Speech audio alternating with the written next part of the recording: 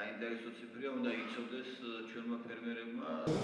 დღეს მიმდინარეობს საგარეო საკითხთა კომიტეტის სხდომა ქალაქ თელავში. მნიშვნელოვანი არის ძალიან იქ გამომდინარე, რომ როგორც რაიონის გამგებლებს, რაიონის ხელმძღვანელობას ეძლევა საშუალება დააყენონ ის პრობლემური საკითხები, რაც უშუალოდ საპარლამენტო მუშაობის პრეროგატივა არის, ასევე გუბერნატორის ადმინისტრაციას ეძლევა საშუალება და რაც ყველაზე მთავარია, ჩვენ მოწვეული გვყავს ფერმერები და ფერმერებს უშუალოდ შეეძლებათ დაუსვან ის კითხვები და ის პრობლემები, რაც რეგიონში რეალურად არსებობს.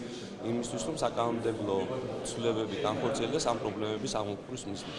დღეს ჩვენ ჩავატარეთ საგარეო საკითხთა კომიტეტის გასვლითი სხდომა, ვფიქრობ, რომ კარგ ტრადიციას ჩაუყარეთ საფუძველი, ჩვენ ვაპირებთ, რომ შემოვიაროთ მთელი საქართველო, ყველა რეგიონი, დავიწყეთ კახეთით, ვინაიდან კახეთი არის ერთ-ერთი ძირითადი რეგიონი სოფლის მეურნეობის აქტივობების კუთხით, შემდგომში ვაპირებთ, რომ ასევე ჩავიდეთ უკვე ქართლში, აჭარაში და ასე შემდეგ მთელი საქართველოს მასშტაბით.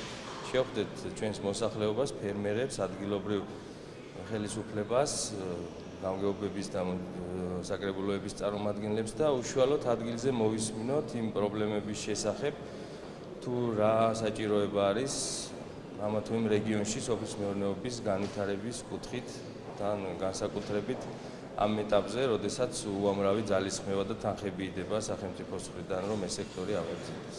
მივესალმები აი ასეთ ღონისძიებებს და ვფიქრობ, ადრე თუ გვიან ეფექტს აუცილებლად გამოიწვევს. მართალია შესაძლებელია, ესე იგი, ჩვენ უფრო ცოტა სწრაფი ტემპით უნდა წავიდეთ. შესაძლებელია უფრო ისეთი საკითხები დავაყენოთ და გავაკეთოთ, რომ ქვეყანა ახლა შეიძლება 5-6 წელიწადში მაგრა დადგეს ფეხზე, მაგრამ ისიც შესაძლებელია, რომ სულ 2 წელიწადში დავაყენოთ ფეხზე.